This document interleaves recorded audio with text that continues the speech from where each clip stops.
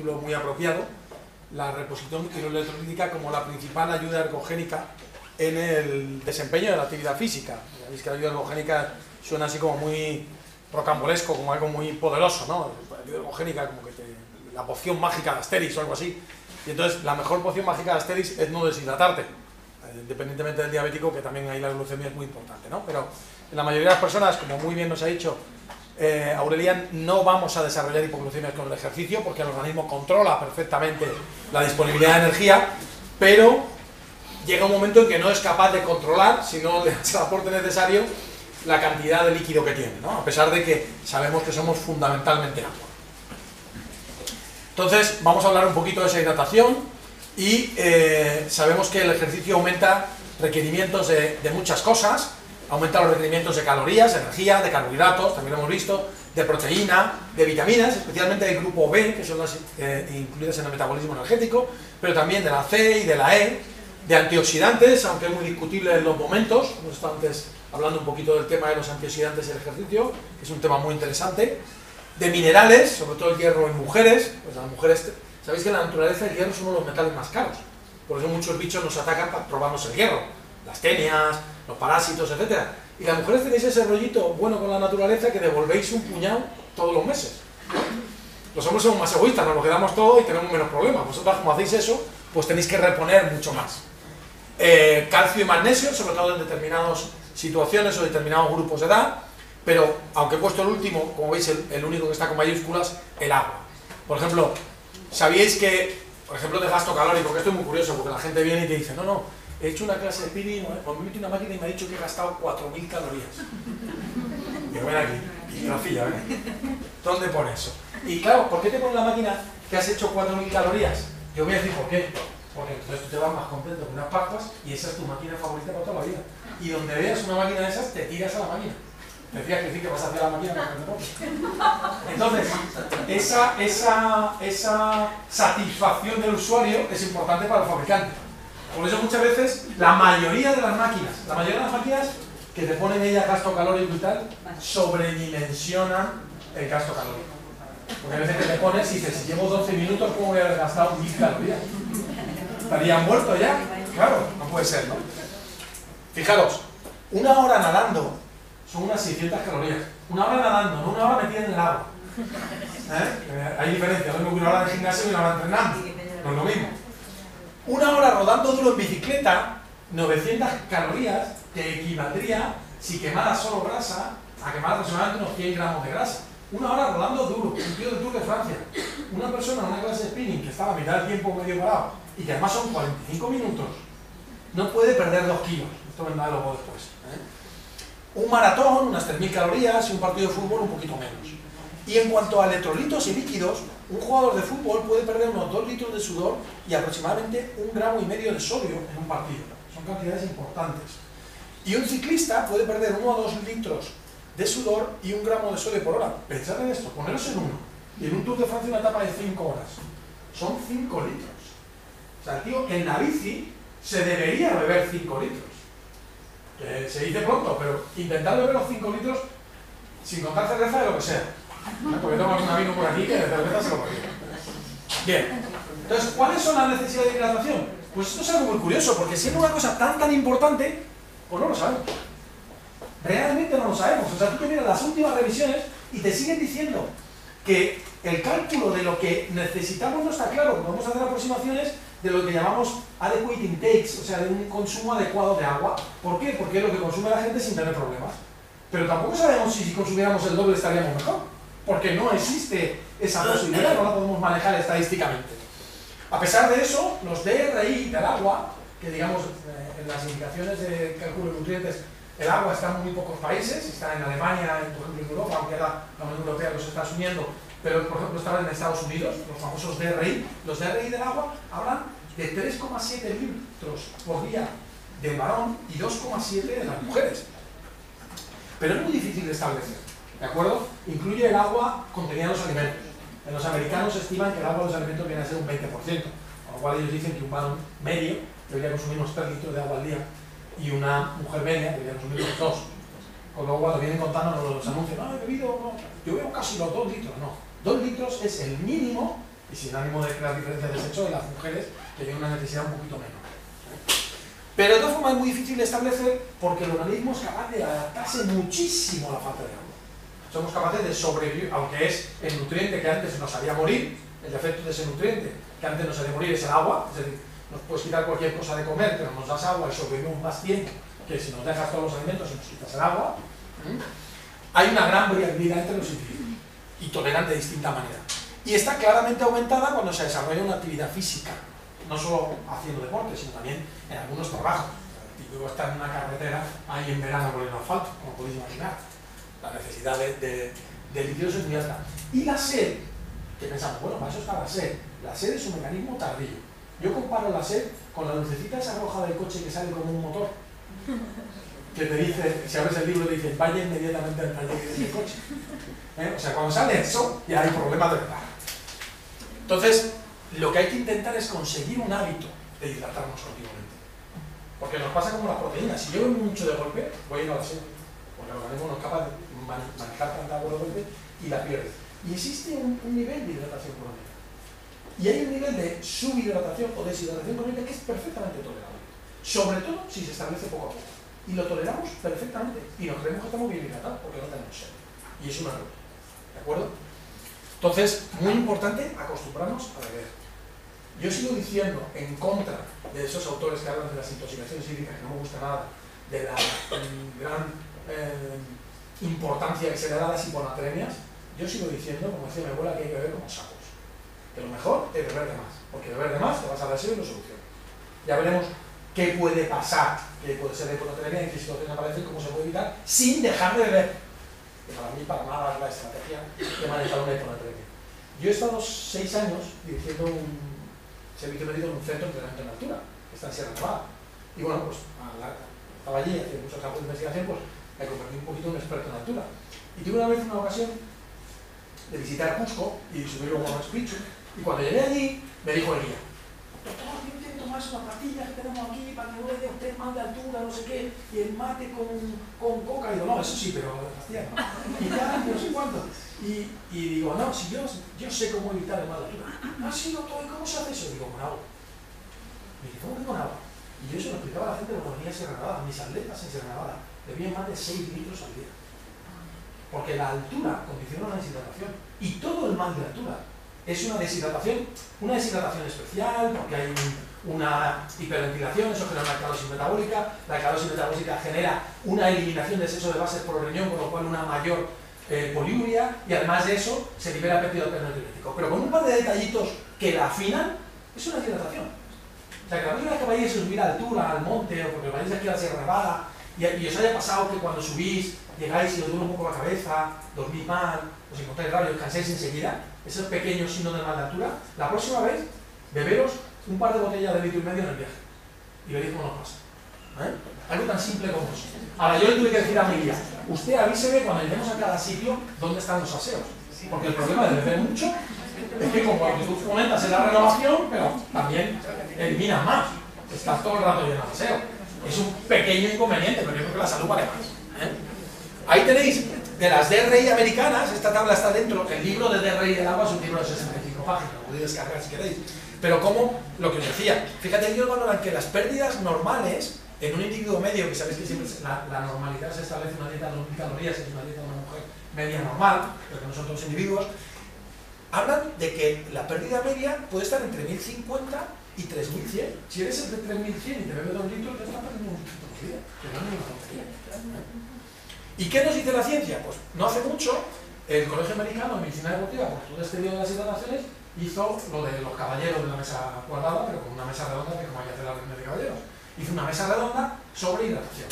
Hizo una mesa redonda porque vamos a coger a un montón de listos que se saben todos los artículos que se han publicado y aquí a contarnos las cosas. Y entonces empezaron a sacar notas. Ya sé que ahora están muy de moda los niveles de evidencia y todo esto, ¿no? Bueno, pues entonces, lo primero, ¿cómo puedo medir la deshidratación aguda? Es facilísimo. Te pesas antes y después. Y esto que es tan fácil, no lo hace nadie. Pero nadie. ¿Deportistas de élite? A ver, nadie. Yo cuando he llegado a un equipo de fútbol y le dije al entrenador, aquí hay que pesar a todos, antes de entrenar y después de entrenar. Los jugadores de este sistema. Pues yo era, ¿para qué? Porque si pesáis menos no podéis ir. Hasta que no recuperéis el peso. Ni os cuento como en museo. Pero es que la mayoría pesaban menos. Cuando lo pusimos como norma, que no se podían ir hasta que pesaban lo mismo, ¿sabéis lo que empezaron a hacer? Beber más de entrenamiento. Y ya ninguno se quedaba. ¿Sabéis que fue el año con menos lesiones musculares de todo el equipo? De toda la historia. Fijaros qué chorrada de hacer un cambio en un equipo de fútbol, que en este caso es la segunda división, pero era gente que cobraba más que yo, ¿sabes? No es que yo cobrara mucho, pero ellos cobraban bastante. Un jugador de segunda en este país ha llegado a cobrar, pues aproximadamente, cuando había pesetas, cerca de 1 millón de pesetas al mes. Jugador de segunda, ¿eh? Ahora todavía no, ¿no? Entonces, manera de comprobar la deshidratación aguda, pesarse antes y después. Y es muy individual. Yo se lo he dicho a la gente. Yo, en clase de spinning, por ejemplo, yo soy muy bruto. A mí eso de que la bicicleta es estática nunca me lo he creído. Y entonces la pongo 400 vatios y pega botes. Y entonces yo dejo un charco que te mueres. Yo me bebo 1,5 litros, me llevo una botella de 1,5 litros, que le he hecho un vital, y me bebo 1,5 litros en una clase de spinning, que es lo que te digo. Yo llego a pesarme en casa antes de salir, porque hay que pesarse antes y después desnudo, porque la ropa coge agua. Entonces, me llego a pesar a casa antes de salir, y acabo la clase, y medio directamente me he duchado y tal, pero me he ido a casa y antes de volver a beber, nada más lo que he vivido en la clase, me he vuelto a pesar. En una clase de 45 minutos he llegado a perder, bebiendo 1,5 litros, 700 gramos. Eso significa que me he deshidratado más de 2 litros en una clase de spinning. Y no es tan anormal, porque yo veo charcos como los míos en otras bicicletas. ¿Por qué? Pues son sitios cerrados, etcétera, etcétera. Luego lo veremos. Más cosas. Es importante, si pesas menos, recuperar con intereses todo lo que has perdido. Y luego, saber que tenemos que rehidratar, pero no solo agua. Necesitamos recuperar también sodio y necesitamos recuperar también otros alimentos, pero básicamente sodio. Y que mantener un buen nivel de hidratación nos va a permitir hacer ejercicio con más seguridad y con más rendimiento, pero sobre todo con más seguridad, a todos los niveles. Si además le añadimos carbohidratos, vamos a mejorar un poquito el rendimiento. Y la deshidratación, todo lo contrario, afecta negativamente al rendimiento. Y eso está mal escrito, minimizamos deshidratación, está copiado, pero está mal escrito en el original.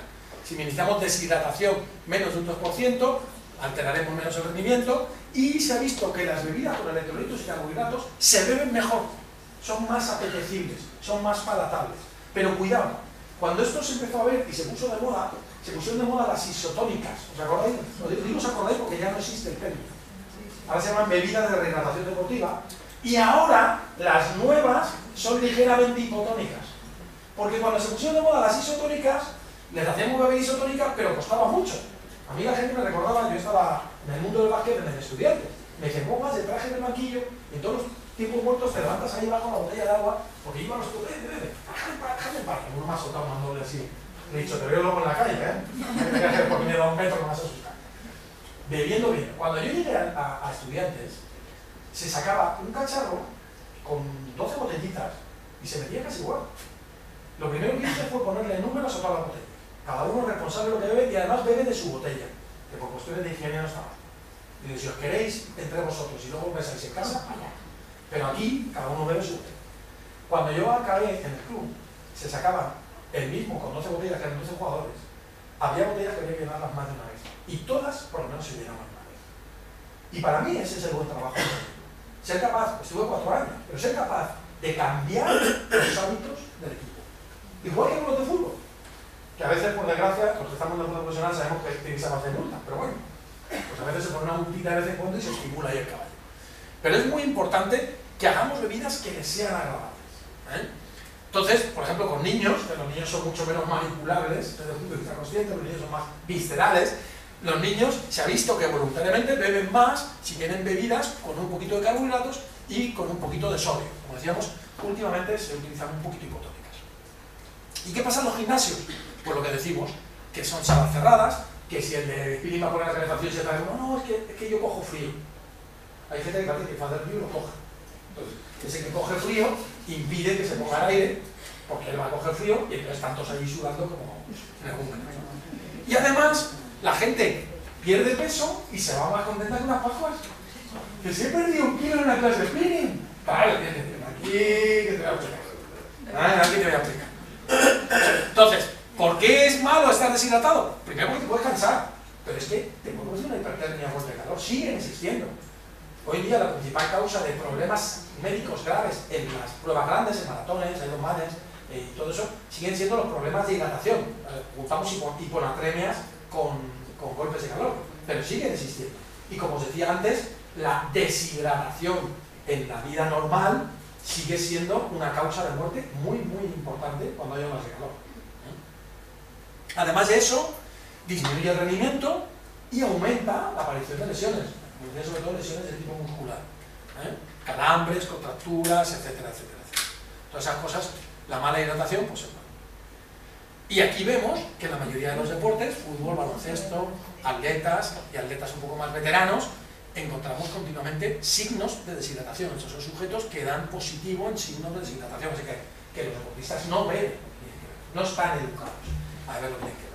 Y además no solo agua, decíamos antes, hay que restablecer agua y hay que restablecer sobre todo sales, porque si solo bebemos agua nos podemos encontrar con noticias como esta, que yo la saqué, porque parece que es de broma, y lo que no es broma es que es una noticia de un fallecimiento, pero un concurso de ver quién gana una consola Wii bebiendo más agua, y el que ganó la consola, pero una que además no ganó, se murió. Y la noticia sale que se ha muerto por una intoxicación hídrica, intoxicación por agua. Eso es como el que es alérgico al sol. Mira, le han explicado todas las cosas. Esto no sé qué se llama fotosensibilidad, usted no puede ser ni alérgico al sol ni alérgico al agua.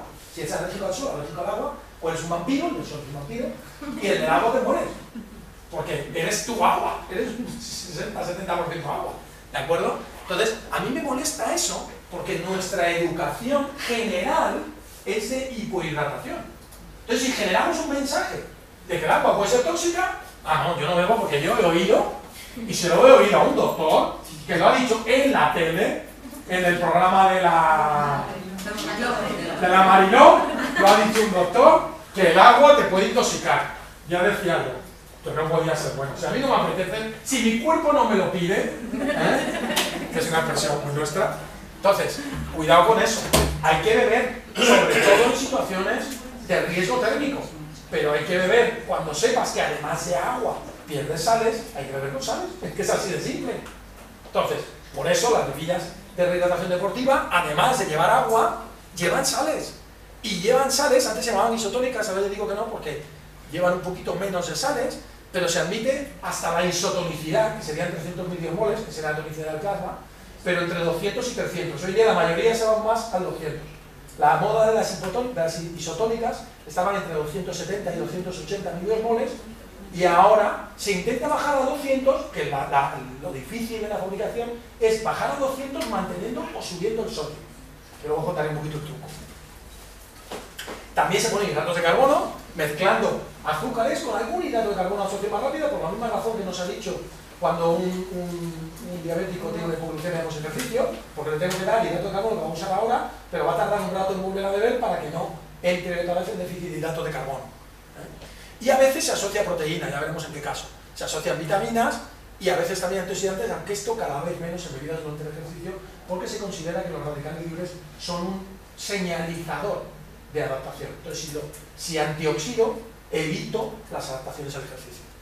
Entonces, clásicamente eran estas bebidas, que eran las isotónicas, que ahora son un poquito más hipotónicas, que tienen una osmolaridad más hacia el 200, pero que podían ser hasta 270 las más isotónicas, ahora más hacia 200, calorías entre 100 y 140, una cantidad de azúcares parecida a la que estábamos diciendo, que viene a hacer lo que ponía en las bebidas que ya he puesto también, entre un 6 y un 8% de hidrato de carbono.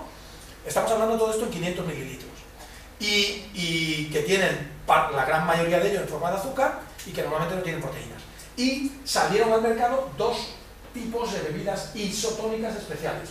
Unas bajas en calorías, que a la gente le molaba mucho, porque dice, yo quiero hacer ejercicio, me quiero rehidratar, pero si hago ejercicio para perder peso, yo no quiero poner calorías. Pues la verdad es que es cierto, para esa persona que no le importa el rendimiento y si le importa gastar calorías, le das una bebida que le permita rehidratar, siempre y cuando sea divertido, no vaya a tener glucemia, pero que le dé muchas menos calorías. Llevan un poquito de calorías porque suelen tener edulcorantes naturales, es decir, tendrán un poco de fruta o de limón o lo que sea para edulcorar. Y luego otras que se llaman extra, que salieron para los deportes de larga duración, que es todo lo contrario. ¿De qué manera puedo meter el máximo de energía? Porque más calorías de estas no podíamos, porque aumentamos mucho la concentración de azúcares y se enlentecía el ácido gástrico. Entonces, ¿cuál ha sido el truco? Mezclar dos fuentes de azúcares. Estas mezclan azúcares glucosa, maltodextrina, isomaltulosa, azúcares de toda la vida, con fructosa. Como son dos fuentes diferentes de absorción, puedo llegar a una carga de calorías mucho más alta y más aún si asocio un poquito de proteína. Lo cual además me permite luego recuperar mejor el músculo. Fijaros, esto es una bebida isotónica hecha por una marca comercial. La bebida que sacó en el 2007, sacó una después en el 2009 y acaba de sacar una en el 2015. ¿Cómo han variado las bebidas? Porque lo que nos cuenta es lo que ha avanzado la ciencia en el conocimiento de las bebidas isotónicas.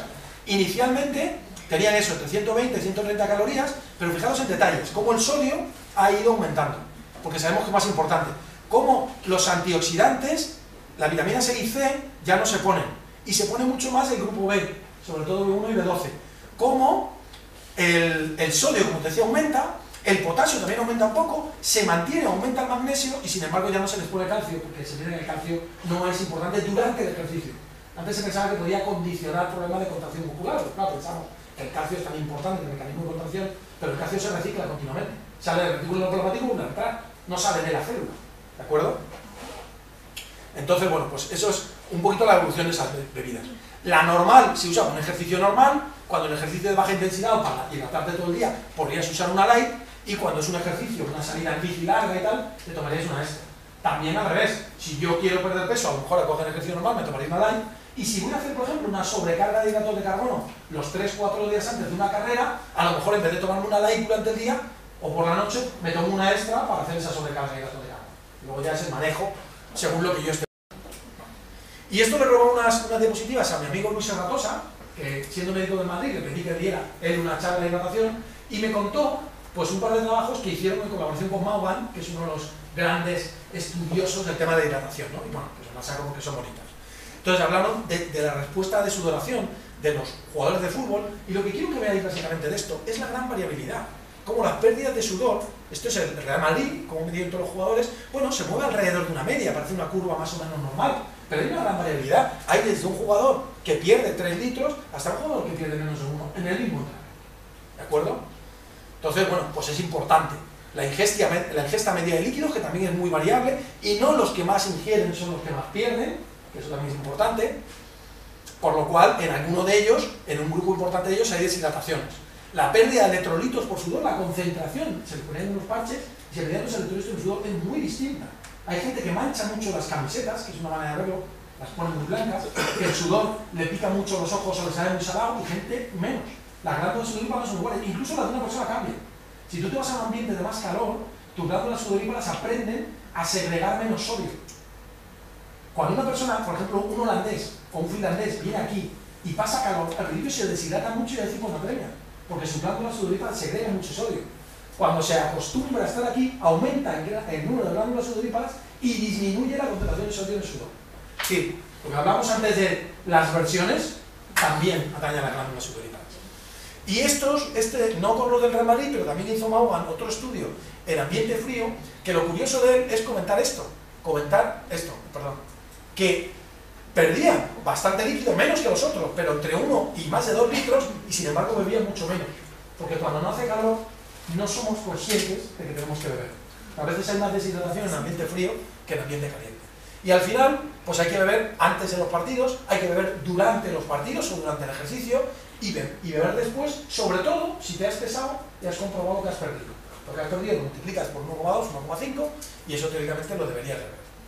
¿De acuerdo? Y al final buscar que el color de la orina sea claro.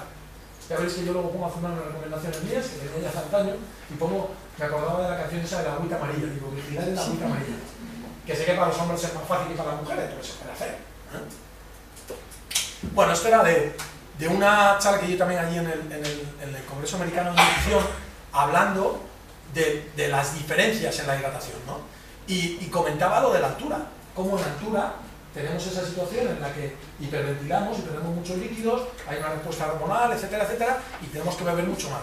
Y hablaba, pues si os fijáis, unos tips muy parecidos, pesarse antes y después, cuando bebemos mucho y solo bebemos agua, podemos desarrollar hiponatremia, y que para eso están las bebidas de rehidratación que están diseñadas para rehidratar, simplemente. ¿Y cuándo tenemos que beber? Tenemos que beber todo el día. Todo el día. Yo le digo a los corredores, que una de las cosas porque ellos, por ejemplo, entienden que se pueden sobrecargar hidratos de carbono antes de una competición, pero no entienden que se puede recargar agua. Si tú vas a correr una maratón, y sobre todo si es en verano, si tú vas a correr un triatlón, si tú vas a jugar un partido, si los 2-3 días antes incrementas tu consumo de agua y sobre todo, si incrementas un poquito tu consumo de sal, aumenta tu nivel de retención de esa agua. Y tú tienes más agua en tu cuerpo. Está bien la maniobra de beber 4 horas antes y de beber incluso media hora antes, incluso bebidas con hidratos de carbono, pero está mucho mejor la maniobra de aumentar ese consumo de agua los 2-3 días antes, sobre todo si es una prueba fuerte. ¿De acuerdo? Entonces el extra puede ser llegar a la competición en un estado sobrehidratado. Porque, como decía, el organismo aguanta niveles de hidratación muy variables. Si este es mi nivel normal, yo cuando llego al ejercicio, está demostrado que si hace calor, por muy bien que me hidrate, siempre pierdo más que recupero. Entonces voy a ir deshidratando. Si bebo bien, esta caída va a ser más lenta y a lo mejor el punto de deshidratación ya he acabado la carrera. Si bebo mal o parto de un nivel muy bajo, ¿qué ocurre? Que esto hace así y el punto de deshidratación me pilla dentro de la carrera. Entonces me puede pasar ahí. Desde que me fatigue y vea que no puedo y me pare, hasta que yo me encabezone que puedo, y me metan de perder mi adrenalina, que puede ser mortal. ¿De acuerdo? Entonces es muy importante recordar que la hidratación es un hábito y medirlo. Medir de vez en cuando cuánto hemos bebido al día. Un día decir, hoy voy a controlar lo que bebo. Y voy a llevar una botella, que es la mía, y controlo todo lo que bebo. Y de vez en cuando hacerlo. Y cada vez que haga ejercicio, medir los ejercicios. ¿Ok?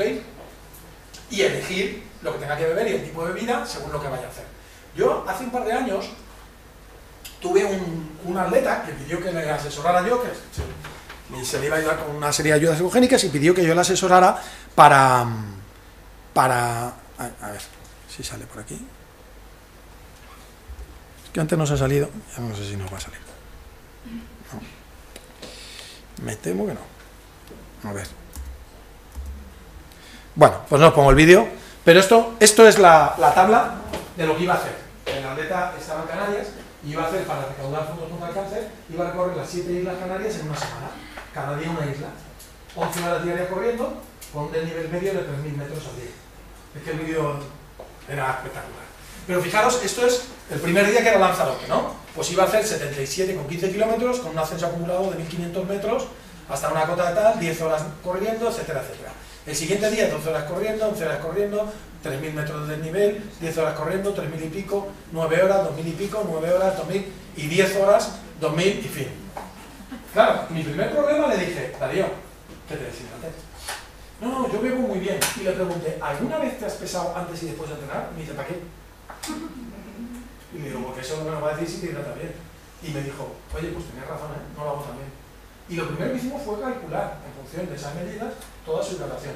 Luego tuvimos que hacer más estrategias, porque como corriendo 10 horas al día hay que comer, y no paraba para comer. Entonces lo que hicimos fue, aparte de que cuando no estaba corriendo, aprovechamos para que tomara los macarrones de su madre, el último trozo de la carrera, le pedí que nos lenteciera lo suficiente para poder tomar su batido. Porque normalmente las bebidas de hidratación están preparadas para no secuestrar el flujo gástrico, para permitir una rápida absorción de líquidos y secuestrar el flujo.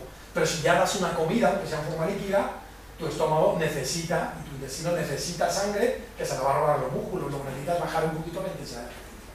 Y bueno, llegó vivo al final, con lo cual yo me quedé muy contento.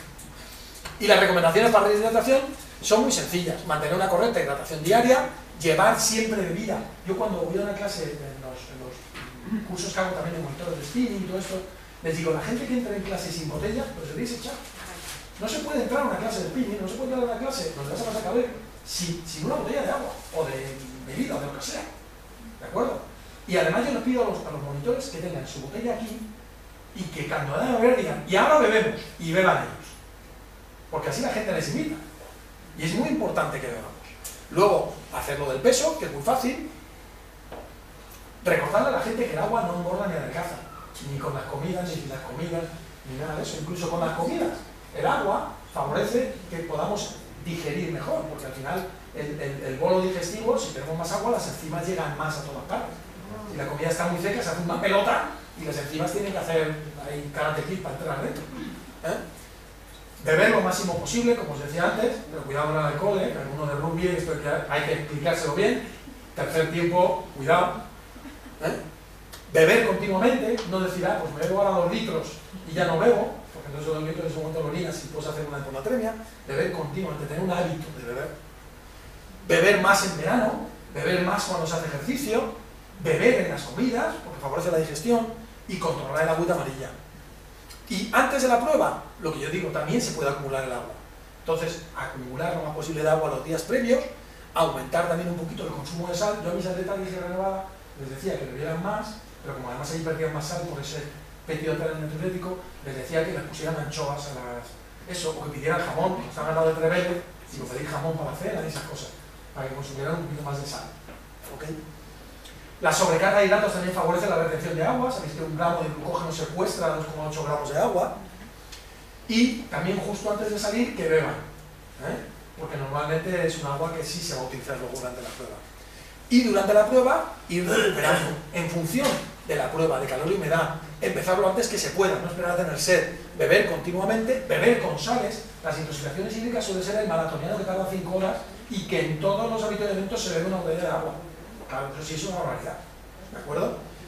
Y además de eso, favorecer la eliminación de calor por otros medios. Buscar sombras, llevar gorra, taparse un poquito más, que la gente a veces pues, va ahí sin nada de ropa. Y en este caso, la dificultad es cuando estás en deporte de competición. Baloncesto, por ejemplo, se para y es fácil beber. Pero yo os diría un deporte, yo he sido médico del equipo nacional de triatlón durante varios años, y claro, yo le contaba a Iván Raya, a Javi Gómez, no, ya hay que beber y tal, y me decía, mira, Iván me contaba, esto me lo contaba en Lausanne, en Suiza, no sé si conocéis Lausanne, es una ciudad preciosa, está en el Museo Olímpico, pero es así, Suiza es todo así, lago y montaña, ¿vale? Entonces, imaginaros, ahí, nadando en el lago, no vas a beber en el mar, en el lago, ahí no se puede beber. Me dice, no, se bebe la bici, y él me decía, la bici vas en el grupo bueno, porque en triatlón se puede ir en grupo, y te llevan 50 por hora, o sea, te llevan, dice, yo hago así, y así estoy solo, no me voy a poner a beber. Claro, y luego diré que beba corriendo. Javi Gómez Noya, en un triatlón, cuando corre, al final, va a menos de 3 minutos el kilómetro. Por si no suenan estas cosas de deporte, subiros en un gimnasio a un tapiz y ponerlo a 20 kilómetros por hora. Aparte de que os matáis, pues si no os mataréis, pensad en, a esa velocidad, beber. Si yo voy a correr una media maratón, que soy un globero, y voy a ir a 6 minutos el kilómetro, y cuando cojo el agua, medio me paro por beber. ¿Cómo le vas a hacer a un tío que va a 3 minutos el kilómetro de beber? No puede. Entonces estos tíos los tienen que llevar sobrehidratados y decirle, oye, si en la bici se relaja la cosa, echa un trago, o en la transición, y echan 3 tragos. Y luego en la carrera cogen el agua, pero no paran a beber. Y lo habréis visto en los maratones, los premios se lo echan por encima y algo les entra por la boca. Sin embargo, el usuario de a pie sí. Ahora, esos tipos tampoco van a tener deshidratación, ¿sabes por qué? Porque esos tipos hacen un triatlón olímpico en 1 hora 50. No les da tiempo a deshidratarse. Y si rehidratan nada más acaba. ¿Okay? Después de la prueba, rehidratamos. Es verdad que pueden perder 2 kilos, pero lo soportan perfectamente. Rehidratamos, recuperamos lo que hemos perdido y arreglamos.